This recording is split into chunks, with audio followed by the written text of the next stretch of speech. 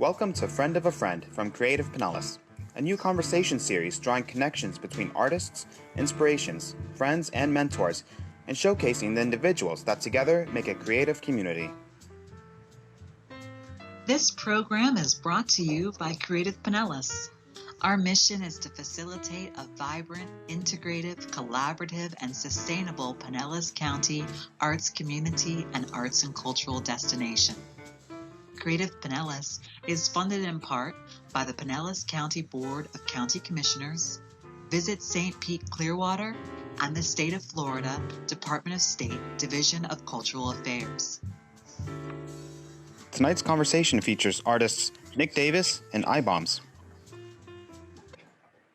Right. Welcome to the 6th episode of Friend of a Friend. My name is Danny Olda. I am the manager of curatorial programs, content, and engagement. And I'd like to welcome everyone that is live streaming on Facebook or watching this after the fact to the 6th episode again of Friend of a Friend. If this is your first time to the show, it really is a fun series. And the main thing that you should know about the show is the premise. So basically, this month's guest will be next month's host. And so each month, an artist in Pinellas County selects another artist, whether it's a friend, mentor, and inspiration, to be their guest. And then that guest becomes next month's host. And so if you were with us last month, you saw last month's guest was Nick Davis. He's now this month's host, and he has his guest will be introducing in a moment. So again, I'd like to welcome everybody. And now I'd like to welcome this month's host, Nick Davis. He's relatively new to the art scene, but in that time, he's gained tens of thousands of followers on Instagram. He's been featured in publications, on television, regionally, nationally, and he's a Creative Pinellas 2021 Emerging Artist Grantee. So we're excited to have him with us. And at this point, I'm going to give it over to Nick to introduce his guest and to go ahead and take over the conversation for us. So thanks again, Nick. And Jabari, I introduced you as iBOMS, just like you're talking about not doing. I'll let you guys talk about that later on, though. So thanks again, and I'll see you guys at the end of the episode. All right, thank you. Hey, how you doing, Jabari? What's up, man? I'm doing good, and you? I'm doing good. I just want to introduce myself again. I'm Nick Davis, and tonight's my guest is Jabari Reed, aka iBOMS. First, I want to give you the opportunity to introduce yourself and just let anybody know anything about you. Well, I'm Jabari Reed, born and raised in St. Petersburg, Florida. I'm a freelance artist. I do it full time now, and that's pretty much it. My life is art right now, literally. I think that's pretty much everybody. I think it's just been a creative year for everybody. So first off, like, how long have you been drawing? I could give you like the cliche answers like all my life, but literally that's everybody. Yeah, it's like it's been used so much, but it's so true. But since 3rd grade, honestly. Okay. What influenced you to do art, and do you have any influences? Definitely Dragon Ball Z. Like just growing up and watching my brother watch it, it was something different that I had never seen before. And it was like the anatomy, the way they drew the body, it really inspired me to like try to mimic that. So I can understand. I think everybody wanted to go Super Saiyan as a child. I think that was the goal for everybody. I still might let out a few screams every now and then. So how long has this new thing you've been doing, these characters? I noticed the characters with the X's and I's, the white characters. What do they mean? So they all are basically different breakdowns of my personality. So you have the main character, which is iBOMS, and he's basically a bomb with a bunch of eyes on it with these 2 fuses, almost like pigtails. And he is basically the conglomerate of all of my characters put into one thing. And then you have Dead Smiles. He's almost like the Grim Reaper, but in the aspect that he represents something every time you see him, and it's what he represents, things that kill you but make you happy at the same time. And then you have my HDA1 and HDA2. Do you want me to go through all of them? Do. Go ahead. Okay. Go ahead. Feel free. Yeah, HDA1 and HDA2, they're these two baghead characters. So they have this black bag over their faces, and they're basically the more civil rights what is the word? It sucks. Activist, the more activist side of me. So I'll use them when I'm trying to portray a little bit more serious of a message. And then you have Ashy and Batty, and they're the newest, well, some of the newest characters. I have two new characters that's coming out in the solo show, but Ashy and Batty are basically picking from my childhood, like remembering those bad kids, or what they call baby kids. But I was one of them at one point, so I kind of resonate with them. I can understand that. So you would say these are all kind of form Jabari in a sense, iBOMS. They all form them. Okay. Right. I have to say I'm a big fan of it. Thank I you. always wanted to do the cartoons and always been intrigued by that Dragon Ball Z.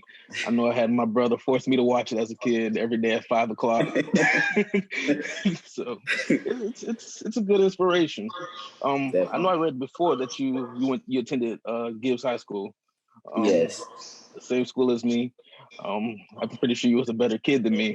But how was that experience there? Did you have any art teachers or anything that helped you along the way? When I first went there, I was in 9th grade, so I had auditioned for Gibbs, and then I got in.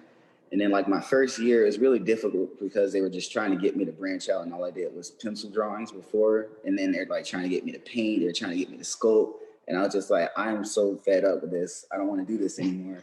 And then my mom, she had found a school out in Jacksonville called Douglas Anderson School of the Arts. And I went up there and I auditioned for that school, and I got in, and then that's where a lot of my artistic skills were developed, like more intensely. Okay, I can understand that. So, and I know I've seen this before. I've seen you've had a couple murals around the community. How does it feel to have seen around your community?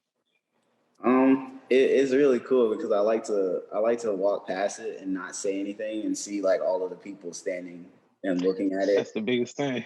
Yeah, no, I can like walk up in the crowd and like nobody knows who I am. I'm just like, y'all better not say nothing crazy. Come here and get off on somebody. I can understand. And I know I've seen there's somebody who actually put a mural of you around the community. Derek Donnelly. That's big steps, man. And that's big for you. So for artists your age with the growing crowd and the growing fans, how is it as an artist your age and with everything going on and stuff like that? I would say it's a lot of pressure. No, I don't feel the pressure. It's just a lot of forced isolation because I don't really have friends my age. A lot of the people that I hang out with are older artists. So it's almost like not being able to connect with the people that are like closest to my age, but also not being able to fully connect with the older people. So trying to find that balance within myself outside of human interactions. Okay. So how does it feel to be one of the an upcoming artist in St. Petersburg? Because I would think there's not many of us growing that quickly and just being noticed and stuff like that. So how does it feel? Because it has to feel different for your age group. Yeah, it definitely is almost like that rock star status. It was like when you got the freshest new shoes in school, it's like you felt like you was on top of the world. Yeah, I would imagine because exciting. You're an inspiration to the kids below you and even older people. I would say you're an inspiration to everyone around you, just to follow your dreams. This gives an opportunity for people to realize age is nothing but a number in a sense. Right. So let me see. So what are your plans for your artwork? What are your plans?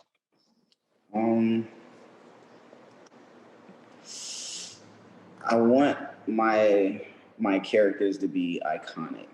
So it's like I want to be able to move in a way that almost is like going on the stage of like Walt Disney and like with his with Mickey Mouse and stuff like that, with Family Guy, with Peter and Stewie. Is I feel like I could take it in that direction because I just have enough energy right now to do it, and it's like I have nothing but time. So that's I can really see your artwork in the show. I could really see it as a cartoon.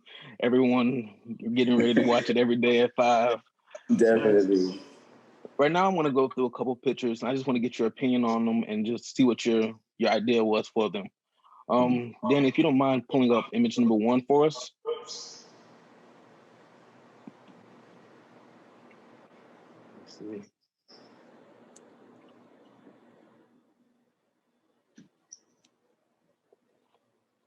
So what was your idea going into this picture as well? Oh wow, you got one of the throwback ones. I really like this. I really do.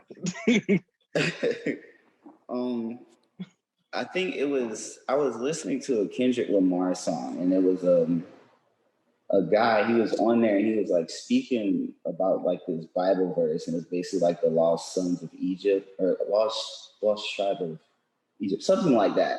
It was a part of like Deuteronomy. He was like speaking on it, and basically what he was saying was that African Americans were cursed people, and I didn't take offense to it, but I kind of wanted to play with the idea. So I had one of my characters with this black cloud over his head, almost like he's forced to walk around with this storm over him. But also, you could either take it as a good thing or a bad thing. A bad thing, as in the storm is eventually going to fill up wherever he is, and he's going to drown in his own thoughts. Or he's going to be able to water the soil up underneath him with his mind and be able to move past this part of his life. Okay, I really like it. When I first saw it, I just thought of like a storm or like a cloud, and it really resonated with me, and I really love it. If we can go to number 2, Dane. I got to bring that piece back now. You got me thinking about it. I'm gonna need my own custom one soon, man. I'm not gonna lie. Definitely. So what was that idea going into this one for me? Oh, this one was I have a lot of battling that I go through with like just different terminologies we use to identify ourselves as African Americans, and this was with being called Black and being called a colored person. So when you really think about it, like nobody actually looks like how they describe us. So I was really just like playing. No, I was just saying that's understandable. Right. And I was just like, I was playing with the idea. And then on the flip side, it was also like showing how there's really no boundary between the two of us, like the two halves, whether it be man and female, woman or, I already said woman or man, black or white, just right. It's just like this line that we keep drawing in front of us is nothing more than just the differences between us. But also, if you put those differences together, it creates an entire piece. So, yeah. And I think that's the biggest thing for a lot of people this year with the creativity, just to influence and inspire people just to be themselves and just to let people know that they're not by themselves in a struggle. But I really love this, and it's very inspirational to me and the community around us. Let's go to number 3, if you don't mind. Cool. This one right here, I love it. Sick. Yeah. What was your idea behind this one? This was like the emergence of one of my new characters. So I added a sister, or I gave him a sister. This is Ashy and Batty. And these are the 2 characters that we're talking about that when I picked from my childhood, from being a juvenile delinquent and actually doing the stupid stuff that they said that we would succumb to if we lived in those areas, basically.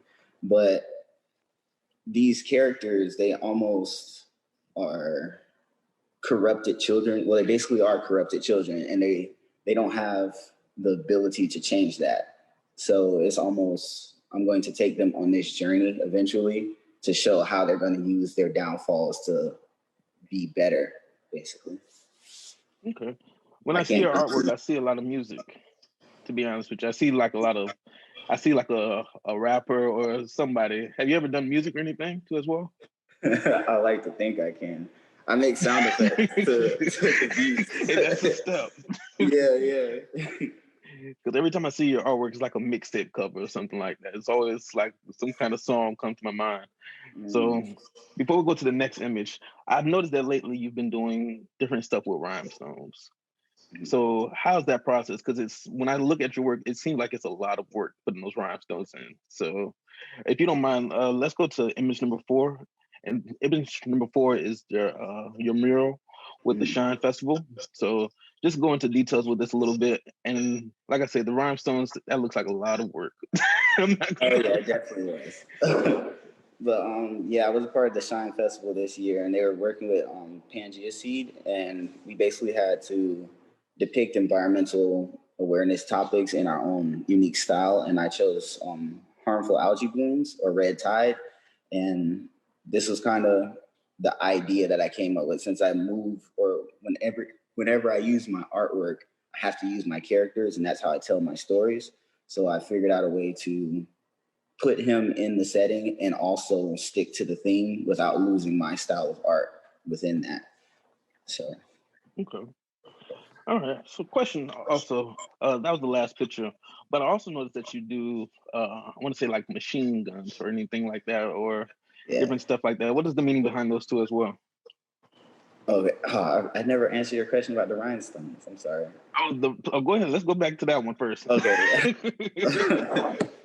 Okay. I know I talk too fast sometimes. What did you want to know about the rhinestones? What is the meaning behind that? Because I noticed that you put it in a couple of your past drawings as well.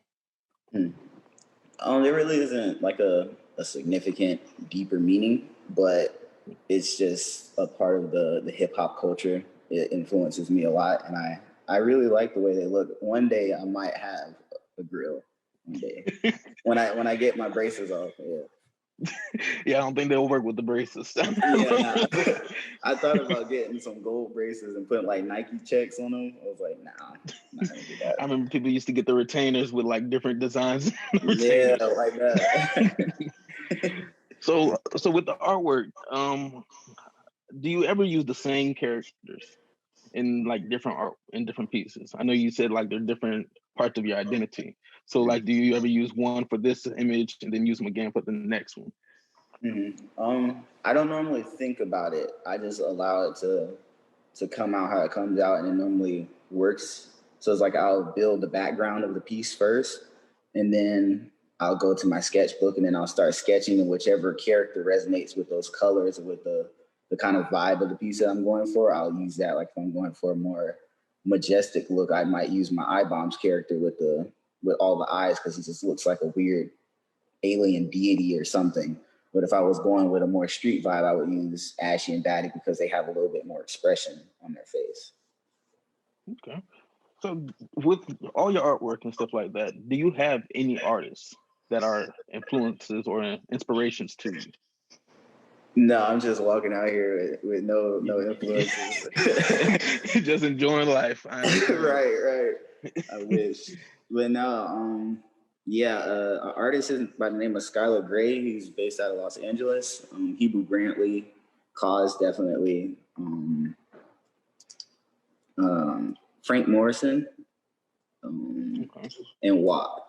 Those are my top artists. Some big names, and I love them. Some good people. So what is your process?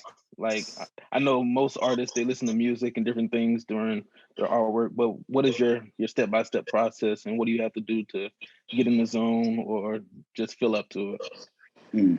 So I normally, if I'm struggling with getting a design, I would get my headphones, and then I'll go walk on the trail, and I'll go to the corner store and get like a strawberry shortcake ice pop, and that's like the only one that I get, that and a cream soda. And then I'll just walk up and down the trail until I see something or hear something within like the songs that just sparks an idea in my head. And then I'll either write it down or I'll just walk back to the studio and draw it out and then create a piece off of it. Okay. Do you ever feel like there's a lack of, well, how do you feel when there's a lack of community? How do you, not community, but creativity? How do you regain that creativity? I know as an artist, we always have that dry spell where we just feel as if it's over. Yeah. So how do you get that back? Do you keep getting that same that same strawberry popsicle or No, see, I don't know. That's a hard question because it's like no matter how wise I want to be, I will never be able to figure it out. I'll just know how to just withstand it while it's like in that moment. I know I'm going to resurface eventually, but I don't try to like think about it. Like during that time, I just do something else. I probably go buy a video game and entertain myself with that throughout the time. But you know, I still have to make money, so I kind of have to force myself to do it sometimes. So I know with like as generations change, the music changes and stuff like that. So what kind of music do you listen to get influenced and to get inspired? Definitely a lot of lo-fi hip hop. A lot of like just different lo-fi hip hop beats. Mick Jenkins, Isaiah Rashad, Joey. Am I allowed to cuss on here because he has a cuss word in his name? I'm gonna say Joey Badgrass, but it's not grass. Okay. I get you. Definitely Kendrick and Cole. I listen to a lot of weird stuff as well. I don't even know how to explain what kind of music it is. I don't know. Just imagine just being shot into space, just something that you would hear out there. I can understand. I believe music is a big influence for a lot of artists, just to get that spark going. I think artists are naturally introverts, so with music gives them a chance to separate themselves from the world in a sense. So with new generations and new people coming in, we have younger children and stuff like that who are influenced by your artwork and stuff like that. What is your message to them? My message to the children. People who look at your art, people who have questions, who want to be an artist. I honestly want people to be able to speak from their own experiences and not adapt what someone else taught them to think, what is teaching them to think. So like when youth and stuff comes to my paintings and they see my stuff, I want them to know that this is because this is what I wanted to do, not what someone persuaded me to do. So just being able to step out of that box, and that would come with more of a conversation standpoint. But since COVID and stuff happened, I'm not able to actually give speeches about my artwork and what I really wanted to do. I can understand. So how would you say COVID has affected you during this time period with your art sales, or just with pretty much how creativity is just flowing? Has it affected you much? Not really. It's actually been a little bit, I don't want to say beneficial because it's a very traumatic thing. I've said it before too. I'm not gonna lie. Yeah, it's just, I don't know what happened. It's like I would assume that people would have like stopped like wanting art and not thinking that it was a necessity, but people love art.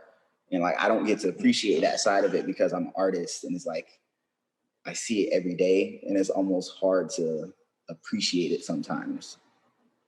So I can understand. I think during this time of COVID, a lot more people are sitting inside the homes and they have the opportunity to take the time to actually look at art instead of just passing by and just saying this is cool. They have the opportunity to say, what is this? So I believe the more questions you ask, the more inspiration, the more imagination is created. So I mean, I love your art. So what is next for 2021 for you? 2021. So leading into that, January, I'm having my first solo show at Chad Mize' gallery. So that would be the first one. So I'm actually in the workspace right now. I can't show anybody anything, but yeah, Chad will get mad at me. I can understand that. So with your characters and stuff like that, I know I jump around a lot. They all look like they're a certain age group. Is that just out of habit or is that on purpose? I think it's out of habit and almost just mimicry because I'm able. I wouldn't say I only, but a lot of the times I use my body for the poses and like referencing for my characters. So I'm not the biggest guy, so like I really wouldn't have huge characters. So I I kind can of deal with understand. I'm like, 5'3". yeah, man, it's just like I'm not a big guy. It's just, but yeah, it's they're all around like a like teenager kind of adolescents, but they're not young characters, if that makes sense. Like they're Yeah. ancient in a way. Just Age from what really they isn't the topic. right. I can understand. So I know I skipped over this earlier, but what does iBOMS mean? So iBOMS is an acronym and it means illegal beauty on my street. And it's also like a little bit of like a double whammy or triple whammy. But iBOMS, my well, I wanted my name to resemble what my artwork does to people. So it's an eye opener, it's an eye explosion because I use lots of color. And then beyond the color, there's something even more insane that you could fall into. So I love that. Illegal beauty on my street. That's good. Because I've always looked at your name and I was like, what does iBOMS mean? This I've always been sitting back just wondering. So I'm not sure. So with your artwork, what do the eyes mean with the X's? it's more of a lost sight kind of thing. I've realized that I do things unconsciously a lot of the time, and then I have to figure out what I meant by it afterwards. So with the X eyes and just like the minimal, like the least amount of expression as possible, has given my characters like a language without having words because they have to express in so many other ways because they don't have facial features and they don't have normal ways of expressing emotion. So the X eyes is almost just the deterioration of that necessity of expression. Okay. So now I apologize again because I know I'm jumping around. But I know as an artist, I know we always have that one person who doesn't really like our artwork. I know I've been told my artwork is dark and creepy, it's scary. But how do you deal with that? How do you just get past that and just realize your art isn't for everybody? Oh man, it's hard because these are my babies. And it's like I know that I put so much work into them. And it's like when I see someone just speak on it so casually, it's almost a disrespect. But I also have to understand that they are coming from a totally different world than me. So it's just I understand. Yeah. Whenever I feel like that, I always go back to Erykah Badu when she says I'm an artist and I'm sensitive about my things, and it's fighting words in a sense. Definitely. So as you're growing as an artist, I know when people take on their own styles, you start to look at artwork differently. What kind of artwork were you doing before these characters came into mind? It was a lot of slave-oriented artwork. It was really, I wouldn't say it was dark because it's like, it was dark. It was pretty graphic in a lot of the things that I used to do. Like, yeah, like when I was in the school in Jacksonville, my teacher had pulled me out to the side once and was like, are you sure you're okay? Like, your artwork is really dark and I'm kind of concerned. But it's like, I wasn't doing it to like be creepy. It was just something that I was interested in, and it was just I created that. So a lot of Afrocentric, God and godly characters in slavery. So. Okay. So what caused this shift to create these characters? I know I said a lot of times I've had to be inspired by different artists and stuff like that to create the Black characters for myself. So what caused this shift? Was it just an overnight thing, or is it just something that sparked your mind? A little bit of like always doing cartoons, because that's how I started. When I got into school, it kind of kept me away from doing cartoons and made me do realistic stuff. And then when I seen the kid Skylar Gray, and I believe he's 20 right now. He's like the first artist to ever collaborate with Lamborghini on one of their cars. Oh, wow. Yeah, like he's an international artist, and like he does cartoons. And when I seen that, I'm like, yo, forget what they saying. I'm going to go back to what I was naturally doing because this is what I like and this is what is cool. So I started to get back into my characters. That's when I started to learn about cause and like just seeing different ways that I could make the characters and just assembling them together, basically. Okay, so how do you think your artwork affects the community? How do you think? Because I would say everything has its own reaction. So, how do you think your artwork is influencing the ones who see it, like your mural and different things like that? I feel like it's more of a not of an influencing, but a proud moment. Like if I wasn't the artist and I rode down the street and I seen a giant mural of this insane clown with tattoos with an iced out grill, I would go berserk because I would connect it to what I know best. And it's like, that could be me. Like I could be this dude, even though he's a clown and stuff, like he looks like somebody that I would want to be because he just has that kind of energy. So more so just giving people like those proud moments, like, yeah, he really brought out the culture in this piece. I can understand that. And I don't mean to get off topic, but as a Black artist, do you ever feel pressured, like you're into a category of just not being accepted as an artist? As I understand that sometimes we get more attention because we're put in this category of Black artists or something like that. Do you ever feel like you just want to be an artist instead of being labeled as just a Black artist in a sense? Yeah, so much so that's why I have my characters, and that's why I've gotten away from doing Black bodies because, like, I don't know, I battled with it so much, and it's like I don't want to have to put Black bodies in a piece so that you know that I'm a Black artist. So, yeah. But obviously, like it just shows through because my characters have a certain kind of ethnicity to them, just how they're made. They have natural kinky hair and stuff like that, but it's creative in a way, basically. When I see your artwork, it seems like there's a lot of emotions. Like you could tell there's a lot of stuff going on in your mind when you're when you're drawing them out and stuff like that.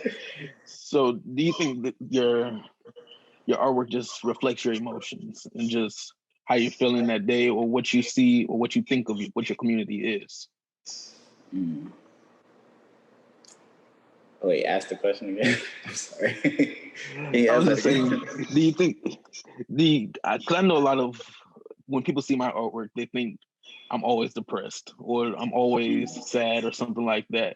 Do you think your artwork is a representation of your emotions? I know some people will probably say you're maybe a little off, a little crazy, or something like that when you see your artwork. But would you say it's a representation of you? Yeah, I would say it's almost like a mirrored image of me because it's when a lot of people meet me, I am very colorful and upfront, but there's also something a few steps below the surface that is, I don't know, it just hits on something different.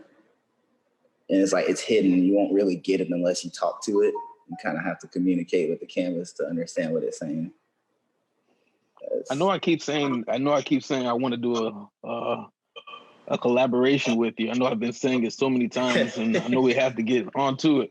Yeah. I don't think people are ready for a collaboration with us too, because I think it might be too dark in the sense for it. But I'm definitely excited for it, and I'm hoping we can get it working. So with the braids, I noticed a lot of times your artwork has braids in them. Yeah. Did you used to have braids or anything? Is that just something that you just do? No, that was actually influenced by this photo I had looked up. I was looking up just natural hairstyles because I was trying to figure out cool ways to make my character with braids. Cause I didn't want to just have regular cornrows going back. But I went online and I was looking up this tribe, and it was these girls, I believe, and they have like their braids going to the front. And I was like, yo, that's insane. So I adopted that style and put it onto my characters and like fade it off the side of his head, basically. So. Okay. So I know you mentioned that you could see the artwork in a show and everything, but I also see your artwork there's many possibilities for your artwork. I see possibilities for clothing lines. I see all kinds of gallery work. What is your dream goal for this artwork? I'm not saying what people expect you to do, but what you have dreams for.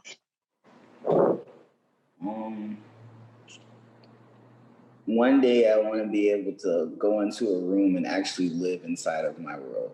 So that's where I don't know what that looks like or how I'm going to get to that point. But one day I want to be able to interact with my characters and they be able to interact with me back. So that would be really cool. I could also see figures like 3D figures of your artwork and stuff like that. That would be a cool image to see. So that's definitely something we have to talk about. Yeah. We got to make it happen for you. So, like I said, I'm not the much on talking, and I'm not the best with talking and stuff like that. So, was there anything else that you wanted to say to your people, to your fans, to the ones who look at you and wonder, what is Jabari? Who is Jabari? Who is iBOMS? There's so much more to Jabari. So, is there anything else you want to say to your fans and people? No, I don't really want to say anything. No, I'm just playing. We're just alike. We're the same person. I understand. It's like, nope. No, really, it's so weird. It feels like I would have to sit down and have a whole conversation. I can't really just give off inspirational quotes like, okay, I'm going to try. Oh man, it sucks. I've been put on the spot and I don't have any quotes. No, you're good. You're good. Just come up with something. Oh man, this sucks. It's gonna make me look bad. Now I don't have anything. Crap. So better yet, what is your hope for the art world? Your dreams for not just yourself, but for the community. What are your hopes for them? I want it to be more than just art. I want it to be like a movement or like a shift in thought, basically. Because I'm really big on just exploring the mind, and that would be like the first gateway into like really me being like accomplished or feeling accomplished inside when I could see a shift mentally in my community. So okay. And I can honestly say that in St. Pete, I can see there's a big shift happening. There's a lot of creative minds blooming. There's a lot of things. A lot of people are not afraid to be themselves anymore. And I have to first say, I'm proud of you. I'm glad for who you are.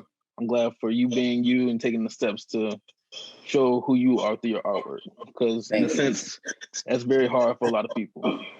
I know I stress it a lot. A lot of times I used to draw a lot of portraits just to fit in and stuff like that. So taking that risk into being yourself and taking the criticism that people may give you, it takes a lot of courage. So I want to give you this opportunity to say thank you for joining me this evening and thank you for being a part of this. But first off, I want to know who's your guest for next time. So I'm going to bring on Zulu Painter. Yeah. Oh, yeah. It naturally has to be him. It's like we in the same studio space. We always up here late at night. So yeah, it's got to be him. Okay. I know you guys both do murals, so this would be a great conversation. Yeah. So, and by the way, for the ones who don't know, Zulu, Jabari, and I are all in the Art Exchange warehouse. We all in the same studio space, and it's just, I'm not the best one, but it's a good place to be, and we're grateful for the opportunity. At this time, did you have anything else to say, Jabari? Next time I'm gonna have a quote ready. Oh man, feel free, man. Like I say, I had to learn just to be yourself. Just be yourself. That's the best thing you can do. That's the easiest way to go. And don't apologize for it. But Yeah, there you go. That's a good quote. You. Be yourself and don't apologize for it. That's it. See, there you go. You just came up with that one. Yeah. But at this time, let's go ahead and bring Danny back in. All right. Hey guys. What's Thanks up? for the How you doing, conversation. Danny? That was great. Yeah. I had myself muted, so you couldn't hear me laughing at all. But that was really good. I really enjoyed that conversation, and I'm really excited that Zulu is going to be joining us next month. That's really cool. So the three of you are studio neighbors. Yeah. It's cool. We get to take a kind of a tour to the studio. But that's really exciting. So I wanted to thank both of you guys for joining us tonight live on Facebook and talking about your practice, about your personal approach to it is really fascinating, and appreciate you spending the time and opening up on that with us.